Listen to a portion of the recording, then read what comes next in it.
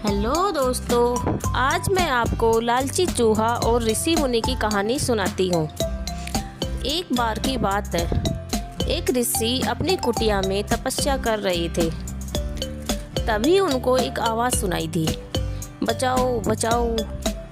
ऋषि मुनि तुरंत अपनी कुटिया से बाहर आए और देखा कि एक छोटा सा चूहा डर रहा है। ऋषि ने पूछा कि क्या हुआ।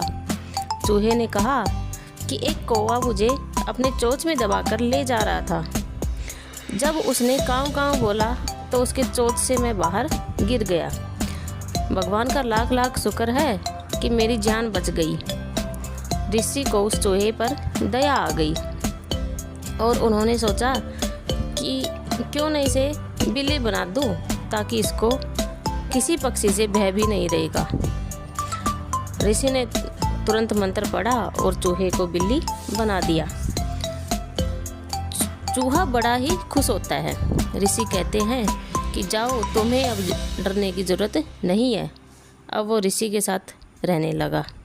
एक दिन अचानक ऋषि की कुटिया में एक कुत्ता आया और उस कुत्ते की नज़र बिल्ली पर पड़ी। कुत्ता तुरंत बिल्ली पर झपटा और बिल्ली ज़ोर से चिल्लाई, गुरुजी बचाओ बचाओ बचाओ। ऋषि उस समय स्नान करके बाहर आ रहे थे। उन्होंने देखा कि एक कुत्ता बिल्ली को परेशान कर रहा है, तो उन्होंने तुरंत मंत्र पढ़ा और बिल्ली को कुत्ता बना दिया। वो कुत्ता बनकर इतना खुश हो गया कि खुशी का ठिकाना ही नहीं रहा। चूहे से बिल्ली बना, बिल्ली से कुत्ता बना। क्या तकदीर थी उसकी। धीरे धीरे उसके मन में लालच भर गया। उसने सोचा कि क्यों ना मैं शेर बन जाऊं, ताकि लोग मुझसे डरे, मुझे किसी से डर न रहे। वो ऋषि के पास जाता और बोलता है कि हे गुरु, मुझे शेर बना दीजिए। लोग मुझे मार के भगा देते हैं, मैं किसी का कुछ नुकसान नहीं करूँगा। ऋषि ठहरे दयालु, मंत्र पढ़ा और उसे कुत्ता से शेर बना दिया। अब वह शेर बनकर बड़ा ही अपने आप को भाग्यशाली समझने लगा और लोगों को डराने लगा। एक दिन उसके मन में लालच आया कि क्यों न इस ऋषि को ही मार दूं, ताकि कोई यह न जान पाए कि मैं पहले चूहा से बिल्ली बना, फिर बिल्ली से कुत्ता बना और उसके बाद कुत्ता से शेर बना। इसके बाद वो सही मौके का इंतज़ार करने लगा। एक दिन उसने देखा कि ऋषि पूजा में ध्यान लगाए हुए हैं, तो उसने तुरंत ऋषि पर आक्रमण किया। ऋषि को सब पता चल गया कि ये चूहा ही है। उन्होंने तुरंत मंत्र पढ़ा और उसे पुनः पहले वाली अवस्था में ला दिया, जिससे वो फिर से चूहा बन गया। ऋषि ने चूहे को इस गंदी हरकत के लिए अपने घर से भगा दिया, जिससे चूहे की जान फिर से पहले की तरह खतरे में हो गई। इस कहानी से हमें शिक्षा मिलती है कि हमें लालच कभी भी नहीं करना चाहिए। लालच आदमी को अंधा बना देती है। जितना हमारे पास है उतने में ही संतुष्ट रहना चाहिए। अगर चूहा ने लालच नहीं किया होता तो वो शेर ही रहता। उसे ये तनिक भी समझ नहीं था कि अगर ऋषि उसे चूहे से बिल्ली, बिल्ली से कुत्ता और कुत्ता से शेर बना सकता है, तो उसे शेर से चूहा भी बना सकते थे। अगर मेरी कहानी अच्छी लगी हो तो मेरे चैनल को लाइक, शेयर और सब्सक्राइब ज़रूर करें, ताकि ऐसे ही मज़ेदार कहानियाँ आपके लिए मैं रोज़ाना ला सकूं। थैंक यू प्यारे दोस्तों। हेलो दोस्तों, आज मैं आपको चालाक लोमड़ी और मूर्ख बकरी की कहानी सुनाती हूँ। एक बार एक लोमड़ी जंगल में घूम रही थी। लोमड़ी जंगल में खाना खाने के बाद पानी पीने के लिए पानी ढूंढती है। काफ़ी टाइम हो जाता है, उसे पानी कहीं नज़र नहीं आता है। एक जगह उसे कुएं में पानी दिखाई देता है और ना ही कुएं के आसपास कोई दीवारें थी, वह कुआं एकदम खुला था। इस वजह से लोमड़ी कुएं में झांकती है पानी को देखने के लिए, और लोमड़ी को अपनी परछाई उस पानी में नज़र आती है। अपनी परछाई देखने के चक्कर में लोमड़ी का संतुलन बिगड़ जाता है और लोमड़ी छपाक से कुएं में गिर जाती है। कुएं का पानी ज़्यादा तो नहीं था, पर हाँ, उस कुएं में इतना पानी था कि जंगल के बाकी जानवर उस कुएं का पानी पी सकते थे और अपनी प्यास बुझा सकते थे। कुएं के अंदर लोमड़ी बहुत कोशिश कर रही थी, बाहर आने की, पर उसे कोई जरिया नहीं मिल रहा था कि वह कैसे बाहर आए।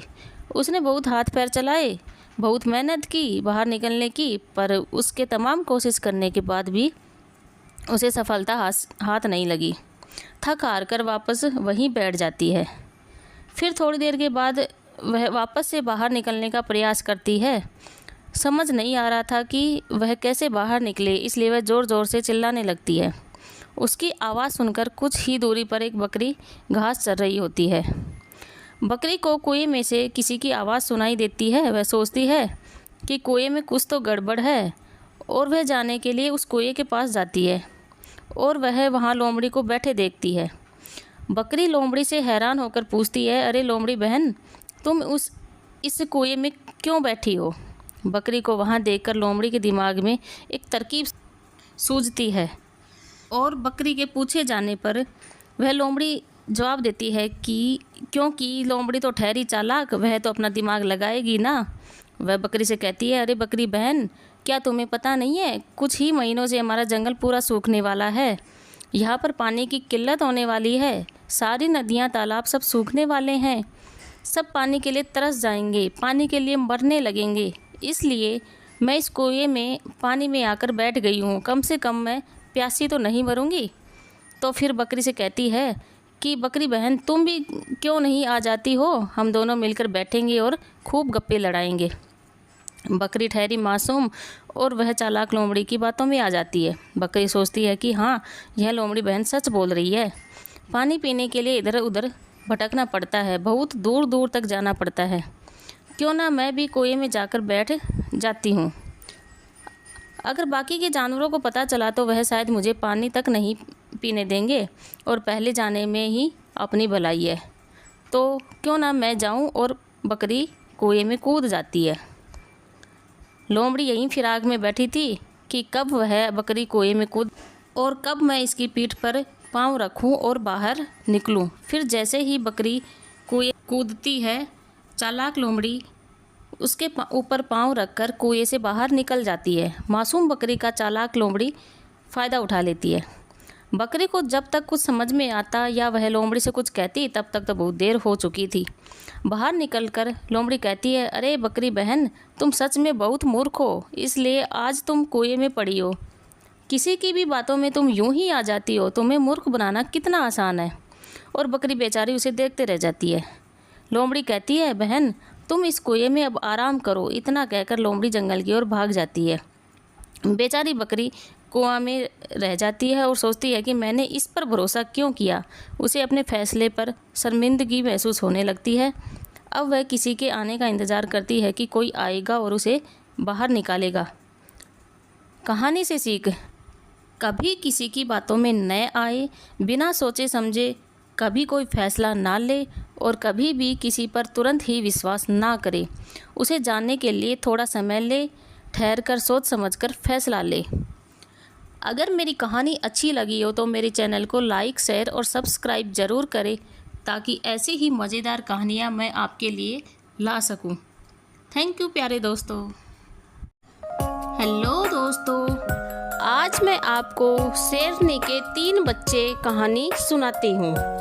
बहुत समय पहले की बात है। घने से जंगल में एक शेर और एक शेरनी साथ साथ रहते थे। उन दोनों को बेहद प्यार और अपनापन और भरोसा था। वे दोनों एक दूसरे से बहुत प्रेम करते थे और रोज दोनों साथ में ही शिकार करने जाते थे। जो भी शिकार मिलता उसको मारकर आपस में बराबर बांटकर खाते थे। ऐसे ही उनका जीवन हंसी खुशी चल रहा था कि कुछ समय के बाद शेर और शेरनी 2 पुत्रों के माता पिता बन गए। जब शेरनी ने बच्चों को जन्म दिया तो शेर ने कहा कि अब से तुम शिकार पर मत जाना, घर पर रहकर अपनी और बच्चों की देखभाल करना। अब से मैं अकेले ही शिकार पर जाऊंगा और हम सबके लिए शिकार लेकर आऊंगा। शेरनी अब घर पर रहकर बच्चों की देखभाल करती और शेर अकेले ही शिकार पर जाता। उनकी ज़िंदगी मज़े से चल रही थी कि एक दिन शेर को कोई भी शिकार नहीं मिला। उसने बहुत ढूंढा, यहाँ तक कि वो दूसरे जंगल में भी गया, लेकिन उसके हाथ कुछ न लगा। आखिरकार थक हार कर वह खाली हाथ ही घर की तरफ जा रहा था कि रास्ते में उसे एक लोमड़ी का बच्चा अकेले घूमता हुआ दिखाई दिया। शेर को पहले तो लगा कि ये तो बहुत ही छोटा बच्चा है, पर फिर भी उसने सोचा आज उसके पास शेरनी और बच्चों के लिए कोई भोजन नहीं है, तो वह इस लोमड़ी के बच्चे को ही अपना शिकार बनाएगा। शेर ने लोमड़ी का बच्चा पकड़ा, पर वह बहुत छोटा था, जिस वजह से वह उसे मार नहीं सका। वह उसे जिंदा ही पकड़कर घर ले गया। घर जाकर शेरनी को उसने सारा किस्सा बताया कि आज उसे एक भी शिकार नहीं मिला और वापसी में रास्ते में उसे यह लोमड़ी का बच्चा दिखाई दिया, तो वह उसे ही मारकर खाया जाए। शेर की बातें सुनकर शेरनी बोली, जब तुम इस बच्चे को नहीं मार पाए तो मैं इसे कैसे मार सकती हूँ? मैं इसे नहीं खा सकती। इसे भी मैं अपने दोनों बच्चों की तरह ही पाल पोस कर बड़ा करूँगी और अब से यह हमारा तीसरा पुत्र होगा। उसी दिन से शेरनी और शेर लोमड़ी के बेटे को भी अपने पुत्रों की तरह ही प्यार करने लगे और वो बच्चा भी शेर के परिवार के साथ घुल मिल गया और वो उनके साथ बहुत खुश था। वो अब उनके परिवार उन्हीं के साथ खेलता कूदता और बड़ा होने लगा। तीनों ही बच्चों को लगता था कि वह सारे ही शेर है। लोमड़ी का बच्चा भी इस अंतर को नहीं समझ पाया और न ही शेर के दोनों बच्चे। जब वो तीनों थोड़े और बड़े हुए तो खेलने के लिए जंगल में जाने लगे। एक दिन जंगल में खेलते खेलते उन्होंने वहाँ एक हाथी को देखा। शेर के दोनों बच्चे उस हाथी के पीछे शिकार के लिए लग गए, लेकिन वहीं लोमड़ी का बच्चा इतने बड़े हाथी को देखकर डर गया और डर के मारे वापस घर पर शेरनी के पास आ गया। लोमड़ी के बच्चे ने अपने भाइयों को भी हाथी के पीछे जाने से मना किया था, लेकिन वो दोनों नहीं माने। कुछ देर बाद जब शेरनी के दोनों बच्चे भी वापस आए तो उन्होंने जंगल वाली बात अपनी माँ को बताई। उन्होंने बताया कि वह हाथी के पीछे गए, लेकिन उनका तीसरा भाई डरकर वापस भाग आया। अपने भाइयों की बातें सुनकर लोमड़ी के बच्चे को बहुत गुस्सा आया और वो बहुत गुस्सा हो गया। उसने गुस्से में कहा कि तुम दोनों जो खुद को बहादुर बता रहे हो, मैं तुम दोनों को पटक कर जमीन पर गिरा सकता हूँ। लोमड़ी के बच्चे की बात सुनकर शेरनी ने उसे समझाया कि उसे अपने भाइयों से इस तरह की बात नहीं करनी चाहिए। शेरनी माँ की बात लोमड़ी के बच्चों को अच्छी नहीं लगी। गुस्से में उसने कहा, तो क्या आपको भी लगता है कि मैं डरपोक हूँ और हाथी को देखकर डर गया था? लोमड़ी के बच्चे की इस बात को सुनकर शेरनी उसे अकेले में ले गई और उसे उसके लोमड़ी होने का सच बताया। हमने तुम्हें भी अपने दोनों बच्चों की तरह ही बड़ा किया है, उन्हीं के साथ तुम्हारी भी परवरिश की है और तुमसे हम बहुत प्यार करते हैं, लेकिन तुम लोमड़ी वंश के हो और अपने वंश के कारण ही तुम हाथी जैसे बड़े जानवर को देखकर डर गए और घर वापस भाग आए।